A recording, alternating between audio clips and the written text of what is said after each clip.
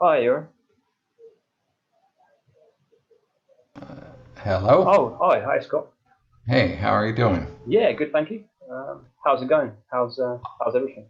All right. So what can I help you with? Oh yeah, just to talk about the mask actually. I spoke to Leonetti the other day, um, Oh yeah, and great. he actually told me about one of the scenes that you were there with him for. Actually, it was for the clock scene. Um, Oh yeah. I think you were taking stills photos. You were taking some photos, I think, from what he was telling me, and he was saying how you were going to do the specific stuff with the clock, and you'll be able to see the reflection, and of course you did the visual effects. You were the visual effects consultant for the film, so Well, the supervisor. the Yeah, supervisor, yeah, yeah. right. Well, yeah, and I could probably should clarify a few things. So yeah, I took stills, documented the different things, but the other thing I did in the clock scene is I got down on my hands and knees and had the clock prop. So I moved it around through the environment while we were filming as a reference take. So then our TDs could look at the lighting and so forth and the reflections and so forth and get a handle for that as well in the real environment.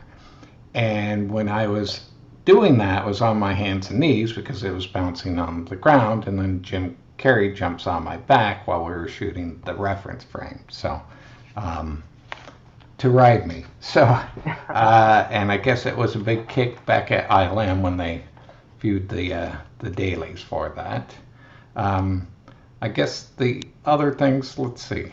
I'm just what you. Oh, the other thing I don't think many people know. Ken Ralston's listed as one of the effects supervisors, or uh, was on the credits, but actually didn't work on the film except for the a day of just going over the initial work because he was booked on another project. Um, the company ILM and the production company said, "Oh, well, Ken's a big name." So Jim came up and Ken and we shot a bunch of different stills, and the art department did some, tests, without makeup, obviously, just essentially photoshopping, doing other manipulations and things, and that was the extent of Ken's involvement. But but they left his name on the credits, so um, That's you know, interesting. That's it interesting. was I mean, just it was funny because when four of us were up for the Academy Award for The Mask, Ken's name was not on it because, of course, he hadn't worked on it, but he was on for Forrest Gump, right? and that's the Same one. That's the one same that year. That's the same one that year. won. But Yeah, it was just kind of a funny thing. So that's interesting. That is very interesting. It's It's funny because I think Benton he'd shown me some of the photos that were taken. I think when they were doing the tests, the test with the mask, and I think right. Benton showed me some of the kind of early photos that they did at the time. So that must have been when you were there when they were doing it, probably. So Yeah, it was. Well, I was on the location for all the effects shooting, so I supervised all of that, and that's. I mean, it was involved in storyboarding, reviewing, and the whole project. So budgeting and so forth, and you fly down to LA for a week or whatever, and then come back for a couple days and go back down depending upon the schedule. So, and then one day they called up to ILM and said, "Oh well, or when are you guys showing up on set?" And we said, "Well, we're not scheduled." And they said, "Oh well, we've got it changed, or there's some miscommunication in the calendar, so I had to jump on a plane, fly down, had to buy some underwear and other clothes for since I was going to be down there for a few days at that point. So just all the typical stuff you go through Absolutely. I mean, it was kind of the early days, you know. I mean, ILM had just done Terminator 2 and Jurassic Park, Right. and you know, it was like it was completely. It went from one project to the next. That was they were all groundbreaking. So Right. you know, it was just unbelievable. You know how it was like the ball was really rolling. I mean, you know, it was unbelievable. It was an unbelievable time creatively, and I don't think it will ever be quite that way. You know, again, you know, I mean, it doesn't feel like it anyway. You know, I mean, I think obviously with what's going on in the world and just the change of Right. everything, you know, I mean, Well, I mean, it was a very interesting time period because, I and everybody else up to shortly before that time had been in the world of pre-digital. So doing miniatures and trying to figure out how to do things practically, or at least photographically, working out techniques and things. And I know that Dennis Mirren and I frequently talk because when I was at DreamQuest, overseeing that, I designed my own image processor. We didn't end up building it, but I knew, okay, well, look, digital, they can do certain things, compositing and other things. And this was before the Henry and the, Harry and the other devices. Because I talked to a video guy I know, and he said, no, it's all, it's not digital, there's nothing there, it's all just all over the map. So it was like, okay, I'm going to put that on the back burner. But when I got to ILM, they were just starting up on young Sherlock Holmes. So they had a film scanner and output laser device that did both. And so, so we reviewed it from a visual effects standpoint and said, well, this isn't going to cut it. Well, they can do it for this film, but we need to get something much better, just because of registration, the rest of it. And, those were the Pixar guys pre-Pixar were overseeing the computer graphics portion. And of course, they didn't understand things like film registration and multiple passes and the rest of it. They were just coming at from their side. So, so that was interesting. But there's all new territory. And Dennis and I always thought, well, obviously compositing and image manipulation is going to be a big deal. At that point, though, up to that point or soon before that, was all just plastic or metal models, just hard surface models. You go to SIGGRAPH and they show the teapots or different, logos and things. But we're going like, it's going to be a while before they can do flexible things and make them look real. And, but once that took off, then the possibilities were endless. So, and I agree with you. That was a point where there was a huge change in methodologies and techniques, and everything spurred other things. And every year at SIGGRAPH at that point was like, oh, there's some new stuff, that was groundbreaking. And now, of course, so many years later, it feels like, there's improvements every year. I guess one of the bigger things in the last few years is like LED walls, but it's, more incremental, And when you're trying to solve problems, you're thinking, okay, well, what can I do in software?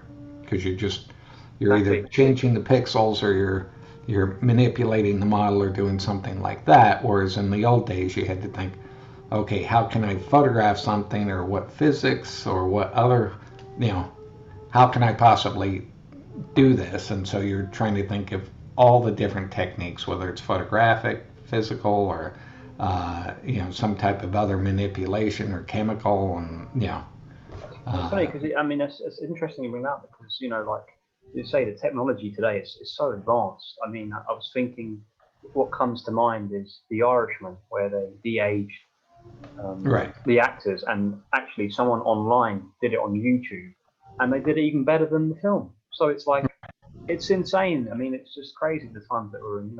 Right.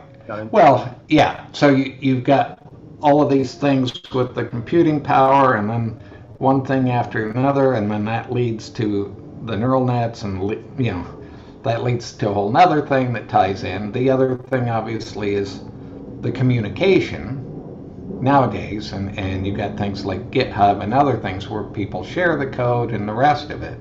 Whereas in the old days, you moved from studio to studio, so you knew some stuff, but it wasn't, it was hard to get the information out to that level of detail, where somebody could just, oh, I'll download this and freely give it and manipulate it and change it.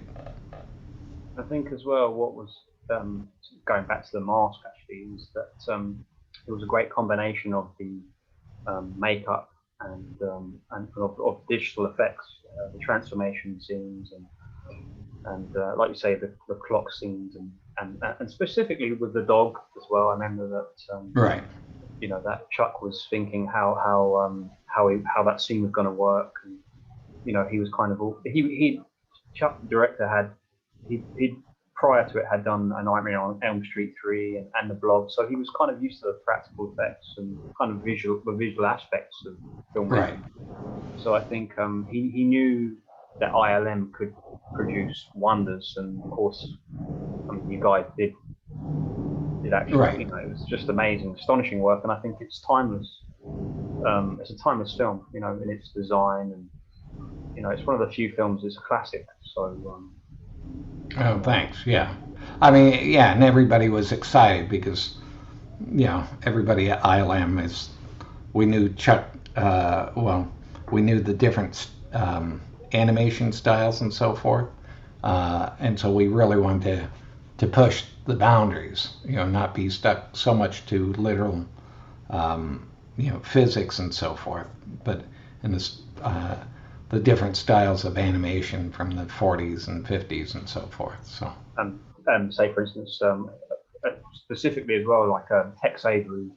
Yeah, exactly. And that Tex was our main inspiration for most of the gags. The kind of Warner Brothers cartoons, animations, and all those kind of cartoons. Right. Were definitely an influence and inspiration to the film.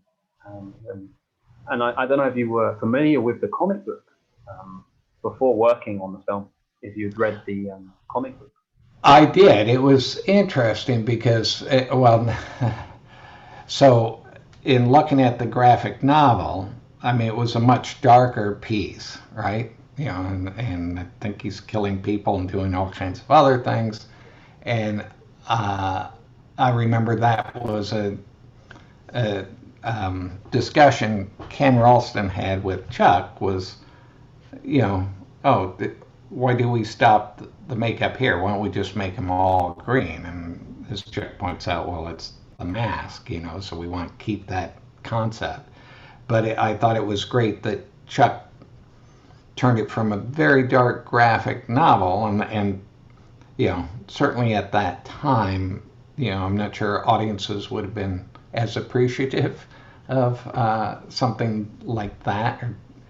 And that's always the thing the studios have to look at is, okay, well, how dark is it going to go, and how is that going to affect ratings and the audiences and so forth. So he turned it into something with a lot of humor and a lot of fun to it. And I can remember, like, when Joe Johnston was starting up he had to take over for Honey, I Shrunk the Kids.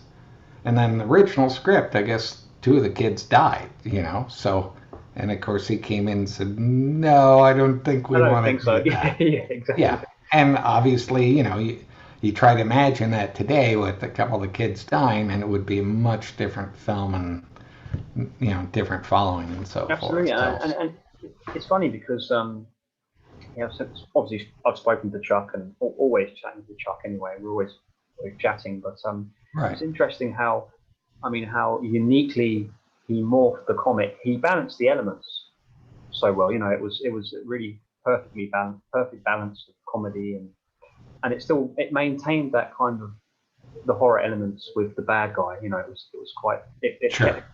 That kind of grounded into the comic book gritty kind of element to it. And then I think he brought Jim Carrey's unique comedy, and of course a whole brand of things, so many ideas and concepts, and the costume design, and just every aspect of the film. Everything came together. Yeah. Everything came together. Yeah, it was Right. really, it's just a magical film. And it's funny, I when I spoke to Leonetti the other day, I mean, he had nothing but kind words to say about you. So Oh, thanks. he Tell him I said hi if you talk to him again. oh yeah, of course, yeah. I think he's yeah, he's really well actually. So Okay. and I spoke to Steve Ullman, who was there actually. He randomly came in on the conversation, and I wound up chatting with them on Zoom. So it was Oh, okay. great. It was great. It's fantastic, and I've spoken to nearly 40 people from the production, Wow. Great. and it will take me about 39 days, 40 days for it to be completely edited. So you know, I mean, I'm excited about it. You know, I brought on another writer, and Okay. my publisher, he gave me some help, and he said, I can bring on, you know, to give you some additional help, because this is like, I'm so new to all this, and it's my second time doing it, so it's like Right. you Now know, I can imagine. and it's And I great. imagine you've got a lot of source material, so trying to, figure out how Exactly, to. exactly. And there was it's funny, there was I must tell you actually that there was a film to watch actually that not many people know, um, that it inspired. It must have inspired the comic book and the film. And there's actually Yeah. it's a 1961 Canadian horror film called The Mask, and Okay. it's All right. exactly. I mean, it's bizarre. I mean, it uses 3D effects, and it's about someone who goes to see a psychiatrist, and he puts on a mask, and there's so many plot elements Sure. that are like the comic and the film. So, and it's Warner Brothers as well. So, Oh, okay. you know, All I right. mean, I think New Line, they did the mask, but then I think Warner Brothers have since taken over the rights to the film, as Right. far as I know. Right. So Well, it's like some of the different films I've seen, like uh, some even in the last 10 years, based on like anime films from Japan. Here's side by side of different shots and scenes, and just in terms of styling and basic plot concepts and things. So, yeah, it wouldn't surprise me if a lot of art's just interpreting and using bits of that and combine it with other thoughts. So, because I mean, what had inspired me to look into it actually was I spoke to Steve Spaz Williams, who was oh yeah, also visual effects artist at ILM, and he right, told me about it, and I was like, really? And I looked into it more. Well, he told me there was some film that was something to do with a mask, yeah, and then I really did my research, and looking into it was fascinating, because I watched the film, read up on the film, and just was astonished how anyone doesn't know this. And I was like, this is just it's just amazing how, you know, many films take ideas from other sources or inspiration, sure, and everything is obviously inspired by something. So you know, I mean, it's funny because the third book I'm currently doing concurrently with The Mask okay, is a book called it's about Soldier, which was oh, okay. I don't know if you heard of Soldier. It was it starred Kurt Russell, but it was Yeah, yeah, I've heard of it. I'm trying to think if I know I saw the trailers or bits of it. I'm not sure I saw the entire film at that time it was released. So. but it was written by David Peoples, who wrote Blade Runner, which you worked Right, on. And right. I mean, I'm in touch with David Peoples, and he was nice enough to send me his original script that he wrote Oh. in 1984, and no one's read it. It's so different. It's astonishing piece of writing. Welcome to Hollywood. And Yeah, exactly, I mean, so much was changed. I mean, he was saying, you know, that's how it works. You know, it's always what happens. But you know, this was. right.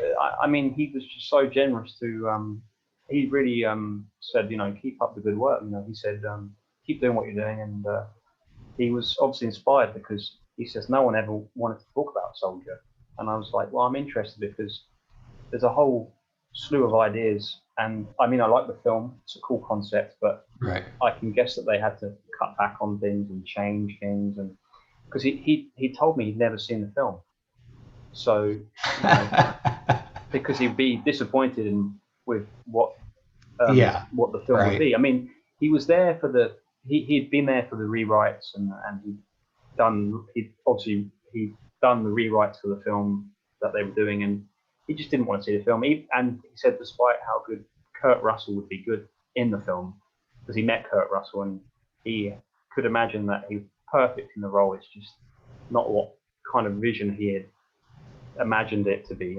Sure. And it Sure. was just and he wrote it, I think. Yeah, I mean, it's funny. He told me that he didn't want it to be in Blade Runner universe, but um in the film they wound up kind of doing kind of references. So it's yeah. I Right. mean, it's basically a kind of a remake of Shane, Hmm. uh, the '50s western. So again, it's taking old material and Right. it's Well, and that's the thing you realize. There's nothing totally original. There's always been something else. Your original stories. Your 36 story plots or whatever. You've got all of that playing along. And then from a screenwriter's standpoint, the studios could love it. They buy a script, and then they get some executive starts making changes and requests, and then the director comes on, he makes changes, and then the star comes on, and he has his own guy go through and make changes, and then, so and these days, frequently the screenwriter's fired and somebody else brought in at a certain point, and it may go through a dozen different writers before it gets onto the big screen. So, yeah, it's always a frustrating process, I think. and it's funny as well because it's interesting enough actually is that as well you worked on the Witches of Eastwick, which again was different from the novel, but it had and the film actually I think is just as interesting as the book. So it's I think the book is a lot darker. So then again, you're taking the concepts of something like obviously the Mask, and it's a dark comic book and Right. a dark book, and then you're making kind of you're making it different. So it's always going to happen. So Right. Well, especially you're going from one medium to another. In a book, a lot of times you have, you're in the main character's head, and you've got all this stuff going on. And a book would be like a 10-hour movie. So so there's just in terms of adapting a book into a movie is a big deal, and then it's always a question what to leave in, what to take out, and then the studio always wants to push it in a certain way, and that's why it's interesting now seeing some of these either mini series or just full on Game of Thrones, and even some of the new stuff on HBO. It's just like multi episode thing, so they can tell a 20-hour story or whatever a full book would be, or multiple books would be. So, it's exactly, just yeah. lots of different media options these days in terms of what's the story and what's the best medium and way to tell that story.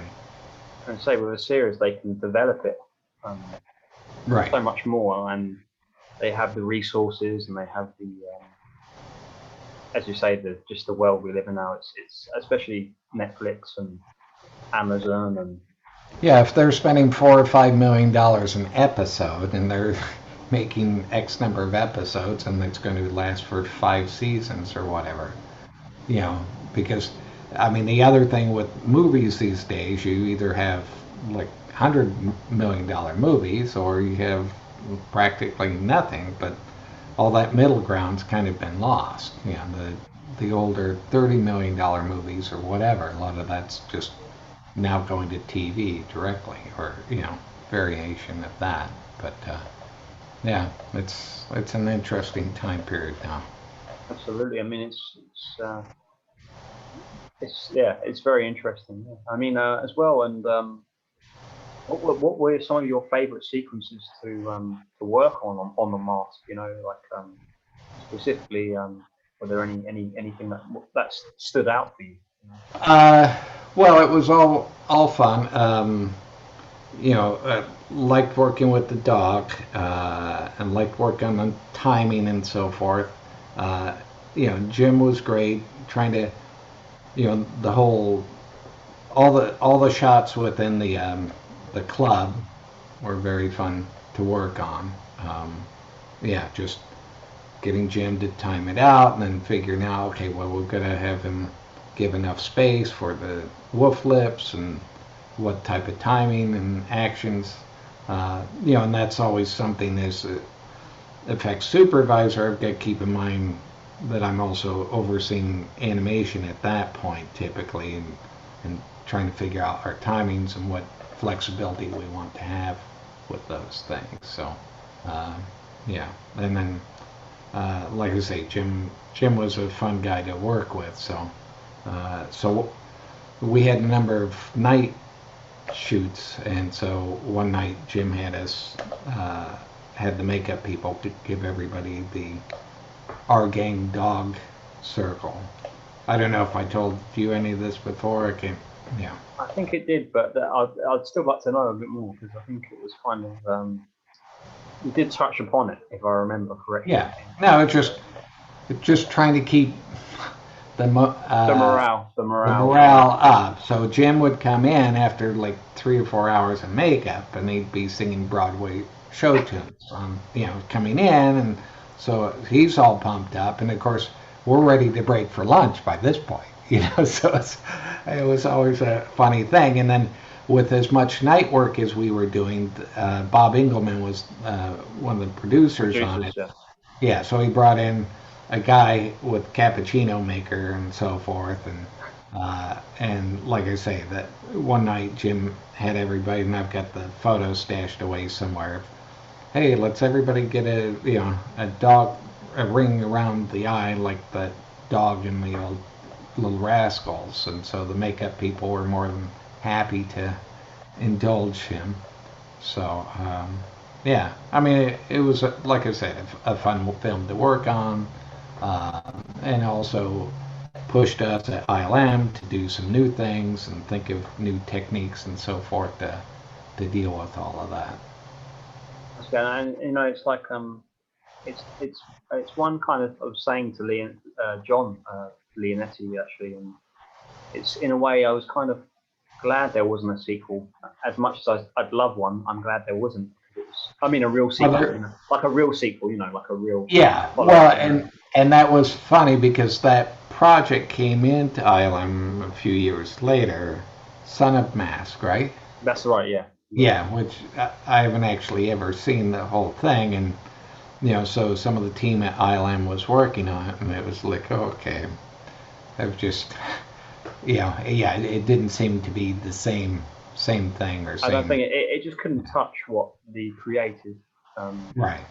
Couldn't touch. And it's always tough to, in any case, to make some type of sequel, especially they make the sequels only if the first one's great.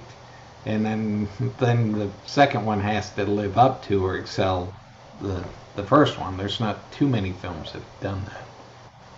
Yeah, it's very hard to. I mean, it's always the case with sequels. Sometimes they can overkill it, or sometimes right. It's like I think Jim and Cameron. It was like the first two Terminators were just fantastic, and they've done however many there are now. It's the same thing with Alien. I think it's always hard to match the first. At least maybe sometimes it's just hard to come up with ideas. Sure. Well, the original was. I mean, the first one was original, at least within its own thing, and so it was a surprise. And then, as you say, okay, now by sequel number 5 or whatever, you go, okay, well, now what's he going to do now, or what's this? You kind of know the whole drill and the characters and so forth. So is it enough for you to say, yeah, I want to go back into the room, to the theater and see it?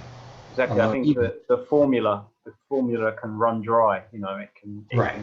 can run dry. I mean, I think I mean, it's like saying that they're actually in talks to do a Mask reboot, but make it like a comic, which I think would be interesting to do something Sure. like that would be interesting because it's different. So Right. you know, it would be interesting to see if it was like the comic. You know, so that would be interesting. You know, I mean, and you know, I mean, I think as well that there's a new trailer for Space Jam, like a Space Jam Oh, Legacy, right. Right. and they have all the cameos from they have a cameo from The Mask, and I think Warner Brothers is trying to kind of have a whole multiverse of characters. So maybe that there could be another film. So and Jim might come back, and he's had a resurgence. I think he was in Sonic the Hedgehog, and his whole career Right. is kind of.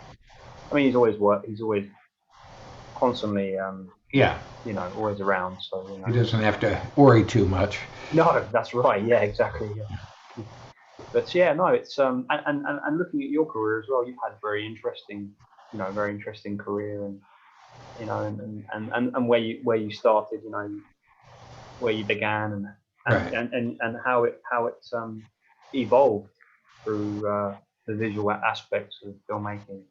So you know, Yeah. it's always interesting, and especially, you know, I mean, obviously it was before my time, uh, kind of the Blade Runner, the Witches of Eastwick, and all the films that you've worked on, the Young Sherlock Holmes.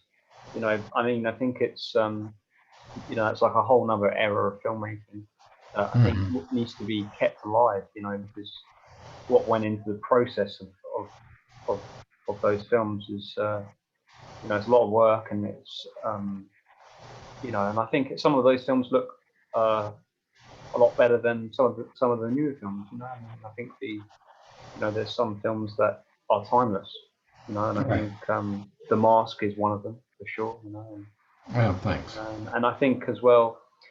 It's funny. I was rewatching The Witches of Eastwick, and you know, some of the tennis ball sequences, and Oh, yeah. I mean, I was thinking, God, you know, I mean, it still really holds up. You know, I mean, how they did the shots and the look, and it's and some of the you know, just how the characters were running around, like you know, Jack Nicholson's The Devil, and how they did some of the sequences was just it's just very interesting.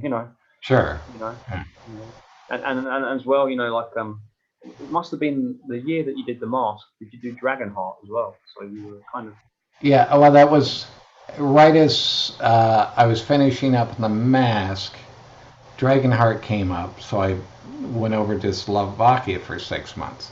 So I didn't actually, I couldn't make it to the mass premiere, and you know, when I finally came back, I saw it like in the third run theater with like half a dozen people. That was the first time I'd seen it, the whole thing finished on the big screen. So, and what was that? What was that like? I mean, what was your reaction then? It must have been. well, it was great. You know, it was a little bit. I thought the film itself was great, obviously. I mean, I'd seen it all coming together, just trying to, you know, everything as one, but obviously it's a different experience seeing it with so few people, you know, after kind of all the initial burst was done. So that was a little disappointing, but otherwise, yeah, I really enjoyed it. And, yeah, just I jumped into Dragonheart and that kept me very busy for quite a while as well. So and there was a case where we once again based on you know the computer graphics were greatly accelerating at that point. So from Jurassic Park, just you know the number of shots and complexity of those now to Dragonheart in whatever number 3 years or whatever that was. Uh, the dragon had as much detail in his face as the entire T-Rex in Jurassic Park.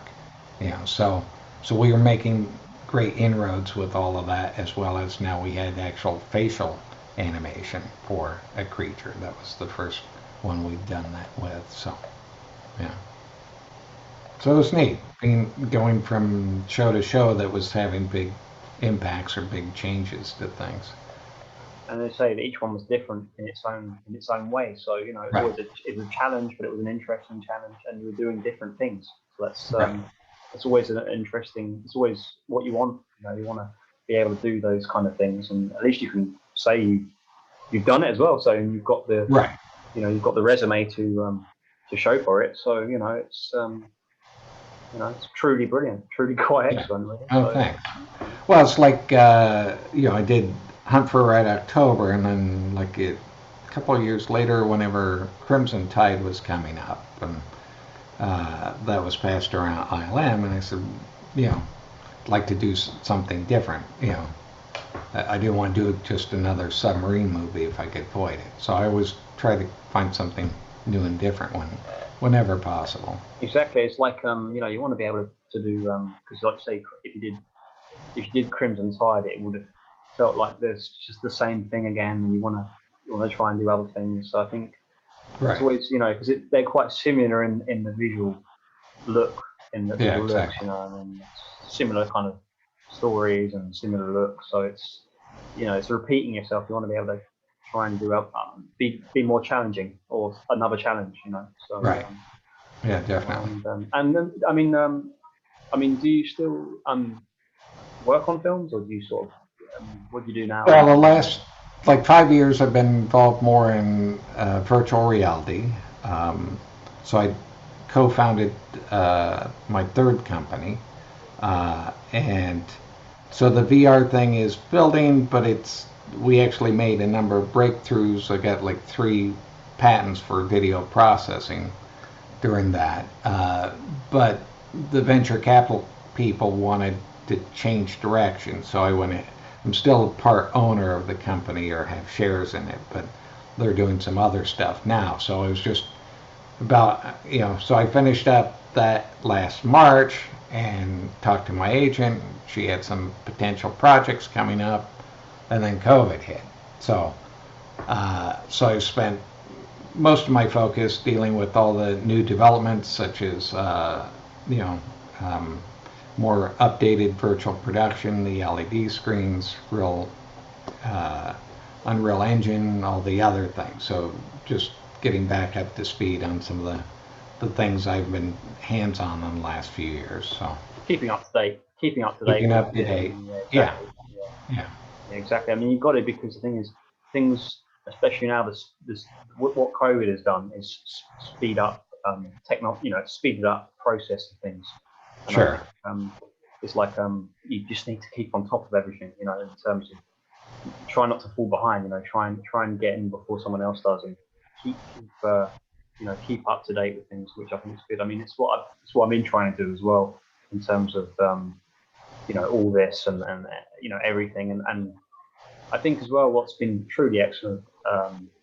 Scott, is actually being able to talk to people who work on these films, and like yourself, and people have been really really responsive to me, and really good with their time. I mean, it was like I'd spoken to some people before, some of the visual effects guys, and then then I got hold of one of the guys gave me Chuck's number, and Mhm.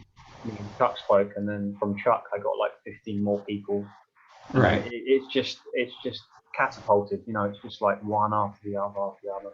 And I remember Chuck texted me the other day, and he's like, so is there still time for more people? And I was like, of course, there's and of course, and Right. he's been nothing but so. I mean, everyone has been so supportive. I mean, Well, I think most of us. Bill Kimberlin as well. Bill Oh yeah. Kimberlin, yeah, Right. and Robert Stad, I think his name is Robert Stad, and Right. it's, just trying to think of the names of my head, but there's been so many people. Right. It's been truly amazing. It's just Well, I think everybody looks pretty much on it, you know, as happy memories of that particular project. And it also came out well, and you get a bit nostalgic. You go, oh yeah, okay, because you're so caught up in the here and now, you sometimes forget. Oh yeah, we did make some breakthrough films and different projects, and yeah, so that was one of them. and as you say, it was such a positive experience and such good memories, Right. and the kind of morale of the crew and the people and the everyone involved, from every department, it was just such a happy experience. I mean, I've spoken to the production designer, Craig Stern, Sure. Yeah, um, Craig's who great. who worked with John Carpenter as well. I mean, I think you did you work on Escape from New York? I couldn't remember if you did or not. I did.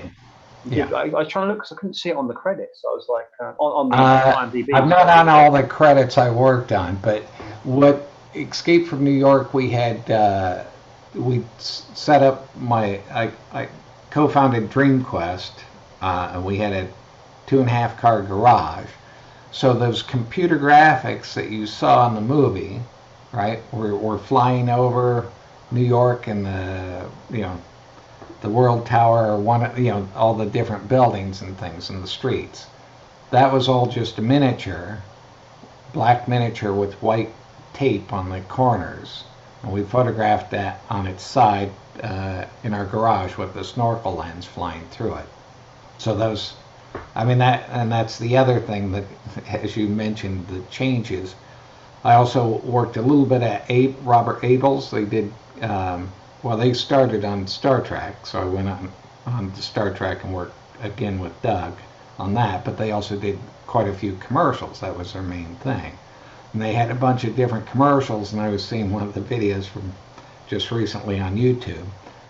Everything looks like it's computer graphics, and none of it's computer graphics, because we weren't able to do most of that type of stuff then, because it didn't exist.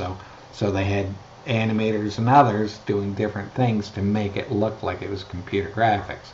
So same thing with Escape from New York. You couldn't, at that point, you could probably do it somewhere, but the fastest and best way of doing it was a miniature with white lines on it. Exactly, and it's funny. It's funny because then, some 15 years later, they did Escape from LA, which was CGI. I mean, they did do miniature work in the film, but it was Right. it was kind of the early CGI, and it's funny. I think they did 58 nights on that film, so it was a very long shoot, and it had Right. more. It was a big budget sequel as well. So and I mean, I love both films. Mhm. I would still love to see Escape from Earth, but they'll probably never happen. They'll probably remake it, probably, much Yeah. later. But it's just yeah, it's very interesting. I mean, like, you must have some favorites that you've worked on, or what's been some of your favorite memories or films that you've worked on, or has it just been just work and you've just worked and that's been kind of it? No, I really enjoyed The Mask. I also enjoyed the DragonHeart. It just, when you have time and you can work directly with the director, and the other great thing at ILM, I could work directly with the animators and the TDs and the rest of the team. Uh, Something like Star Wars, we had so many shots to do for Fan and Menace. It just, you know, you had a large team of people, and you had to go through the shots fairly quickly to get through dailies within a few hours. So didn't always, couldn't spend as much time with the individuals as I typically would like to do. And these days, if I work for a studio, then it's another step removed, because you're dealing with other companies, and they're dealing with the individuals. So it's kind of a different feeling depending upon where you're working. If you're at the company directly with the people, or you're working in production and having multiple companies work on the work. So I'm guessing. Have you worked in the UK, or have you just kind of have you worked all over, or have you just? well, it all depends on the project. I've spent some time in the UK doing plates and other types of things. I haven't really spent time doing visual effects within the UK, except for shooting plates. So I've been to Pinewood and the other studios there, photographing Warner things. Brothers. There's Warner Brothers. There's Warner Bros. Finally, Yeah, Shepton, yeah. Shepton Studios was on there. So there's quite a few. It's funny. There's quite a few studios. I mean, there's at the moment there's a lot of stuff coming up in terms of Right. work, which is good because I'm thinking because of all this COVID, it's affected everything. I mean, Well, there's the backlog of projects that they want to get. They've got to fill up the pipeline for all these different places. I mean, the interesting thing now is with Amazon, Netflix, and Apple, you've got even more content, streaming and so forth to fill. Yeah, I was on Hereafter. I shot a bunch of stuff with Clint Eastwood on that. Clint Eastwood, yeah. So a few other things. So and then on I was in Prague for a number of months on a project there, and so. Takes you, just go where the job goes. Well, that's the thing. You go to shoot on the location. So I was in Vancouver for like 6 months, and I mean the thing is, within the last 20 years or so, there've been film subsidies. So now a lot of times they want you to go and work in China or somewhere else. They want you to work in because of the incentives, because of the tax. Because of the incentives. So a lot of visual effects people have either had to move, and it's which is fine if you're in your 20s and you got no other family that you're dealing with and don't have a house or anything. Or responsibility. Yeah.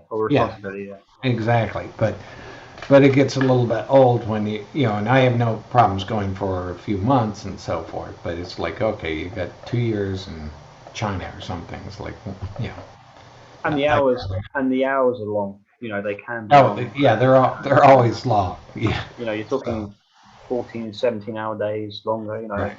I mean, it's like could be a 6-day week. Or 5. You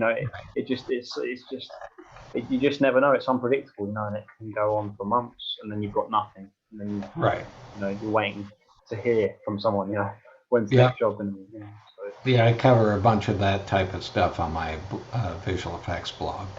So. You'll have to send that to me. I'd like to read the blog. I mean, what's your website? Do you have a web? Well, I have. I've got a blog site. I mean, it's at Effects Corner, EFF, FX Corner, just one word. .blogspot.com. Now I haven't updated it for a few years, a number of years at this point. But so I had a website, and in the last 5 years, since I was busy with other things, I turned that down. But the blog is still up, and I'm just in the process of building a new website now. So, I mean, do you what would be quite good? I don't know if you do this, but I think doing as well. Like, do you go to universities, or do you do any kind of talks on visual effects, or do you? I have done, and I've talked at some of the different schools here in LA. Been invited to talk about specific projects or just general information to the visual effects artists attending those things.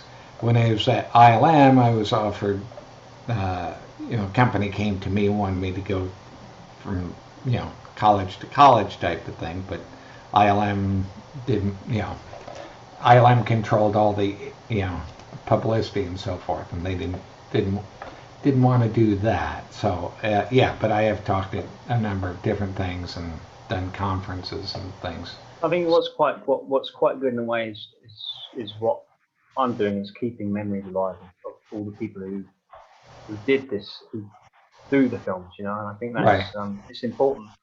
It's important to know how the process of things were, and I think it's too easily forgotten. I think it should be kept alive. I mean, I saw that you liked some of the videos I posted up on the crew stories. Why? The Spider-Man 2. I actually found an early interview of you with Bobby Wygant, where you were talking about The Mask. It was from 1994, an interview you did. Right. So and it was quite an amazing to know, because at least they interviewed the visual effect, the people who work in, not just the actors. It's good to speak to the Sure. other people. And I think people don't forget how many people it takes to make a film, and it's not just like one person, it's like Right. thousands of people, so and I think that's an important thing to know, because so many Yeah. people don't realize how hard it is, or how Right. what goes into it, so. And obviously it's even more important for people interested in getting into film or visual effects is to kind of understand some of the history and some of the different things that have been accomplished and study some of the different projects. Even like filmmakers and so forth should still be looking at some of the films from the 40s and 30s and the whole range of things just to understand that world and the possibilities or what's come before as a big resource for them to draw upon.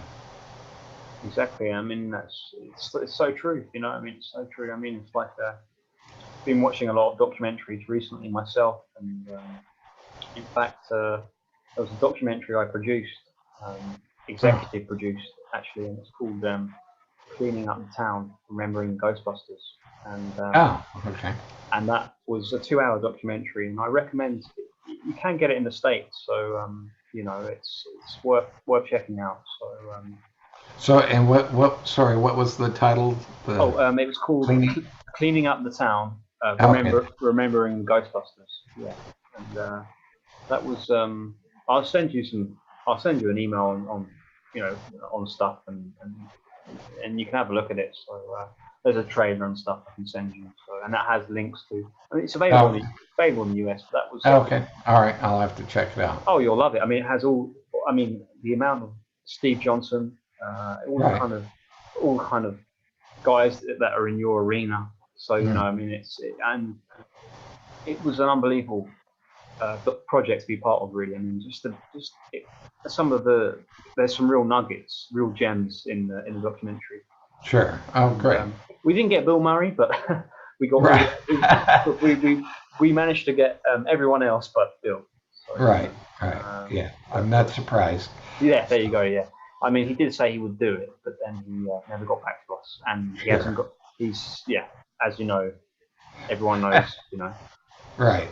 But yeah, no, that was cool, and there's a part 2 to the documentary that probably won't come out until a couple of years, or depending on what happens, what happens now, So right. It's based on Ghostbusters 2, so we split it into Okay. documentaries. All right. So Well, and that was interesting. ILM worked on Ghostbusters 2. I wasn't involved in it, but I heard from a bunch of the people that worked on it. They thought Rick Moranis had some certainly hilarious scenes and stuff, and they were surprised by how much of that type of stuff ended up cut out. Yeah. There was a lot. Yeah, it's funny because they were trying to a couple of years ago. They were trying to do a Kickstarter to try and get a director's cut to put together. Okay. And our documentary on part 2 will be fascinating, because we've managed to, I think, find some material on that no one's ever seen. So that'd be interesting to. Right. Yeah. Exactly.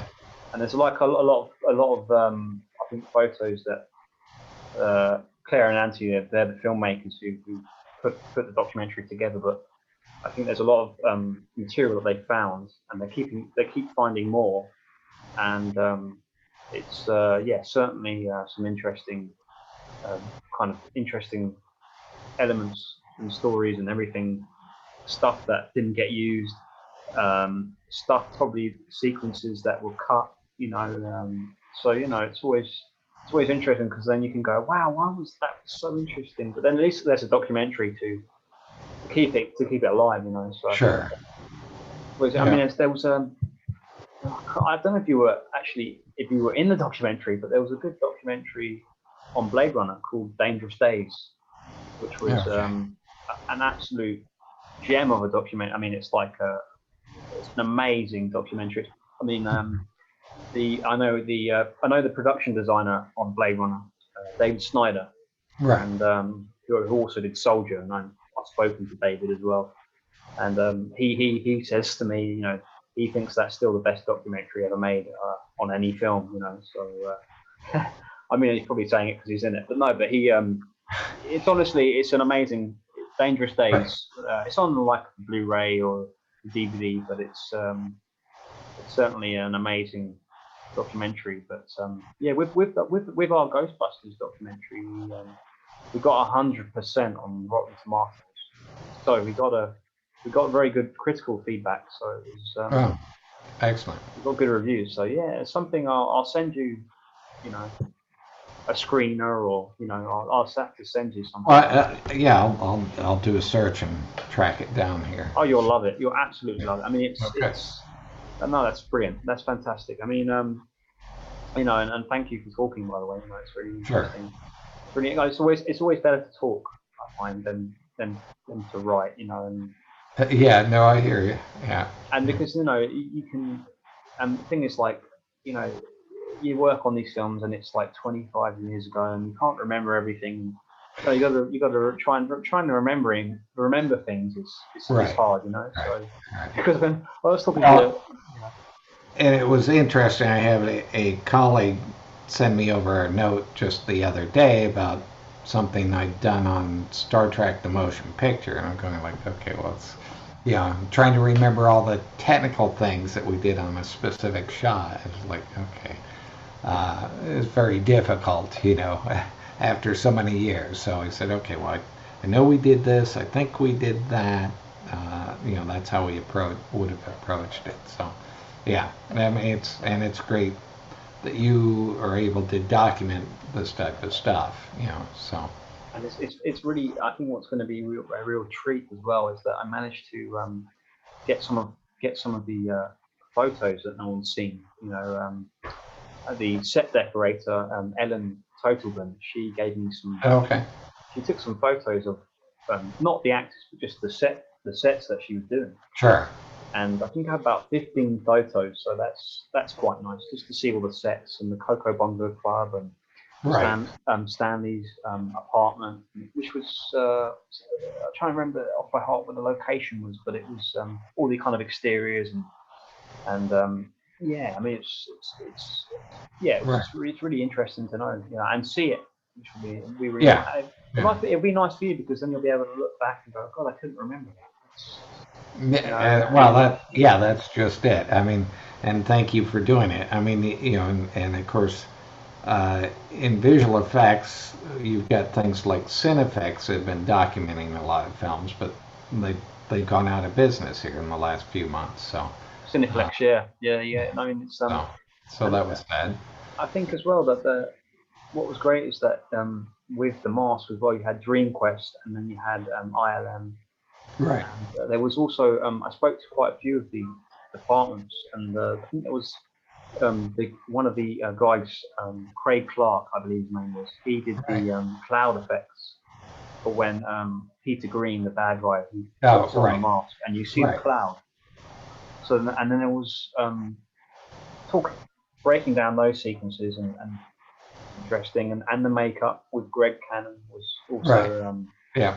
spoke to Greg probably about a month ago or a few weeks ago, and again he was cool, super cool, and I think he still works, but he's kind of, you know, he does what he wants, you know, so Sure. you Well, I know, think he so picked up another Oscar in the last yes, 2 or 3 years. So, Vice, I think yeah. it was a Vice, yeah, yeah. Yeah.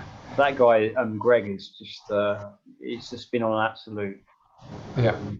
you know, road, and I mean he's I think he's had both his jabs now, his injections, so he's okay, you know, he's saying he's had Yeah. jabs, so yeah, we'll just have to see what happens in terms of this year or next year, and see what happens to the world, you know. Yeah, it's going to be a little bit of a ramp up, I'm sure. You know, just hoping that India and all these other countries can. Oh God, yeah, I mean it's like I think we did the right thing here in the UK. They basically have blocked the flights um, to India, you know, or in or out. So I think it's a smart thing to do because we're doing well with our vaccine. We're doing well. Sure. There's like hardly any deaths now. You know, there's like 3 or 4 deaths, and it's like we want to keep it like that, and it's just like Oh, definitely. Yeah. And well, and it sounds like a lot of the countries are now going to help supply the vaccines and vaccines to India and the other countries. that's it. I mean, I haven't had mine yet, but my mum's had both hers, Oh, okay. and All right. my dad's had his first one. So, Okay. but I mean, I will get it. I'm just gonna wait to get the invite to say that I can have it and stuff. So, Right. and Okay. we'll know if it does work, because we've just lockdowns all ended now, and then in a couple of weeks, if there's no surge, then I know definitely it works. So I'll be like, yeah, give it to me. Well, So, I mean, here in LA, that's in California, it's been great.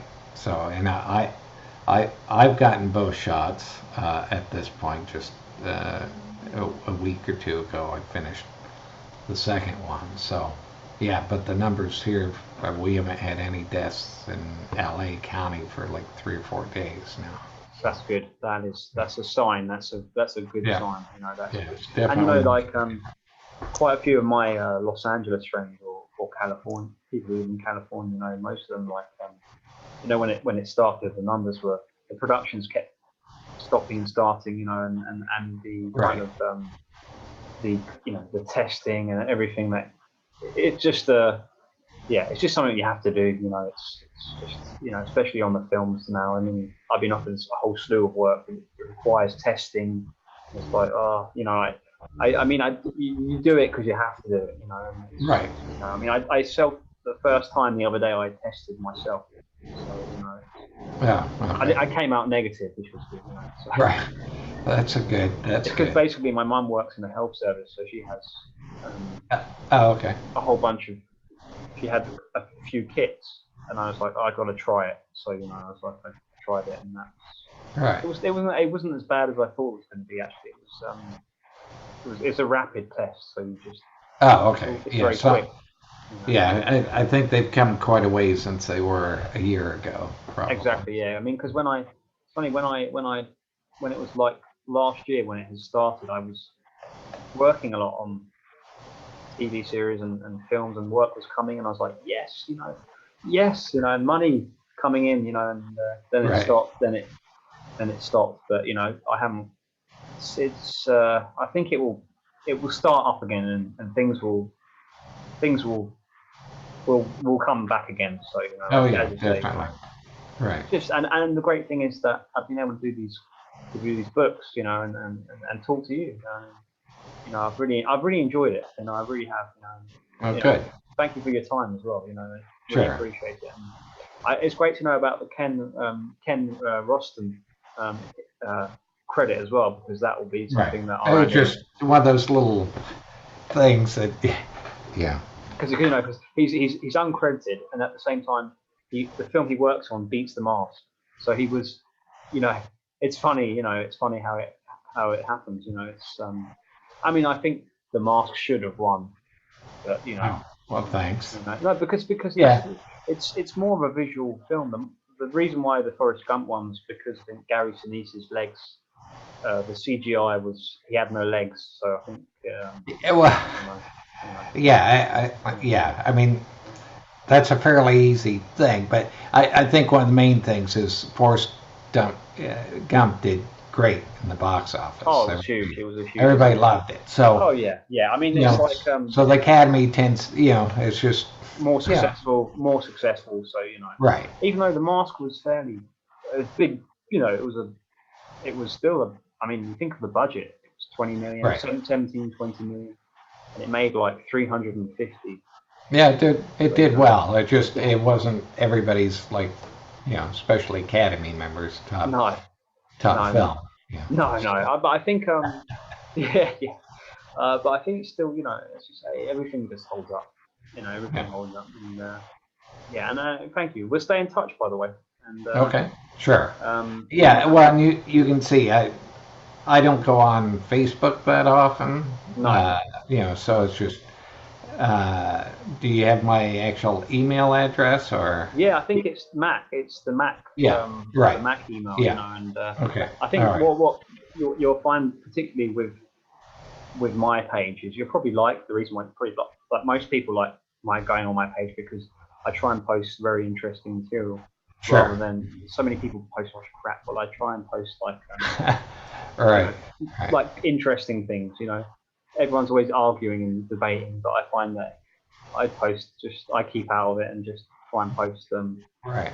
stuff of interest. And I think that's why I think you saw the Spider-Man video and was like Oh yeah. that was interesting, wasn't it? That was really interesting. Yeah. The kind of how they did the fire effects and and I'm sure you knew people on that film probably as well. So it's Yeah. it's yeah. No, it's great because just looking at your CV was just it's just really interesting, very interesting. So there's a lot of stuff that you haven't been credited for that you've worked on. Just So, bits and pieces and so forth. I mean, just I think Lost World. I wasn't on that because I did a lot of plate supervision on that, and then on Willow. oh, Willow, yeah, Willow. Yeah, there was another. So did a fair bit of work. That's developed the scanner system so they could do all the transformations and stuff, and then that was one of those types of projects where George says, well, I don't want anybody on staff to get credit for this. So it's like, yeah. Oh, great. Anyway, That was Ron Howard as well, I think. Ron Howard and Ron Howard, right. they did Yep. it here. I think they did it here. I think they filmed it here. I'm sure they filmed it here. I'm sure they filmed it here, or parts of it here. Parts of it there, and then parts of it in New Zealand, as I recall. Yeah, definitely Yeah. for the certain, especially the snow Right. sequences. Right. And I'm trying to think because it's been a while since I've seen it, but I think is it Val Kilmer? Is it Yes. Val Kilmer? Yeah. Along with Warwick David. Davis. Warwick Davis, and then so that was the film that ILM developed the morph technique. Yes, isn't it the lion or the tiger? Yeah, it went through the whole transformation. So that was why it was key that we be able to scan that footage and do all that manipulation. So, yeah. And that was what year was that? 86. Or Sounds about right. because then you're going on to like kind of before the abyss and before kind of and T2 before the kind of transformation really. So the transformations really kind of. Yeah, that was the first real morph setup. So. Yeah. It's interesting. And I'm guessing that must have got nominated, right? For effects, I'm not sure it was. Probably Saturn Awards. Probably. Yeah, well, it's possible it was up for the Academy. I'm trying to remember. Phil Tippett was animating the creatures, right? And there's some other stuff going on, as I recall. I'm just. At a certain point you go, okay, yeah, there was that movie, and then wait, was that the other movie that So, try not to. Oh, exactly. I mean, there's actually I'll send you some stuff anyway of stuff like. There's another documentary that I produced coming out. Oh, great. And it's called RoboDoc, and it's about the original RoboCop. Phil Tippett did as well, so. That'd be interesting because he did some really great stop motion on those two I think the first two films. So right. And that's another kind of thing that doesn't exist anymore. Stop motion is the time consuming. Yeah, but I mean, surprisingly, there's still a half dozen companies doing it. There's certainly Aardman's, with the. Shaun the Sheep and those types of things and so forth. Yeah. So it's still around. It's just.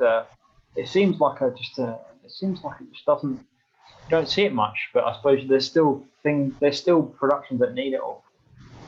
Well, there's still some companies and certain the style and so forth. There was Kubo and the Two Strings, and then there was. The same company, Latka, up in Oregon, did another feature film that came out last year or the year before, I guess. It would have been a couple of years ago. And yeah, there's still, and Charlie Kaufman wrote and directed a film that was all stop motion, so it still exists. It's just like I say, it's at this point it's kind of a aesthetic choice because obviously you have the option now of doing computer graphics or different ways of approaching those same I'm types. surprised as well that there has to be. I think Steve Williams was telling me that I think there's a documentary coming on Netflix about his career or ILM. So that'll be an interesting. It's coming out. I think he said this year. So Yeah. that'll be quite interesting. I'll keep you informed about it. But Okay. Steve, I remember Steve was telling me it'll cover all like his work and his career and ILM and Dream Quest, and so it'll cover that kind of that field of time, where like Yeah. Okay. So yeah, but I don't know if you needed to go or if you Yeah. Well, I should probably wrap it up soon. I've got a couple other things coming up. So. Yeah, thank you for this. And, all right. Yeah, and when this comes out, when this is finished, I will give you an email and give me your address, and I'll send you a copy of the that'd be great. when it comes out. And, sure. And I think what's great is if I ever get any kind of screenings for the film, I'll have to keep you informed. You come along. If there's any kind of Q&As or if there's any screenings, anything of that kind of sort, then I will be in touch. And I think it's just so great to talk to people. So about all these kind of films. So right. And just keep safe and well. So All right, you too. All right, thanks a lot. See you, Scott. All right, take care. Bye.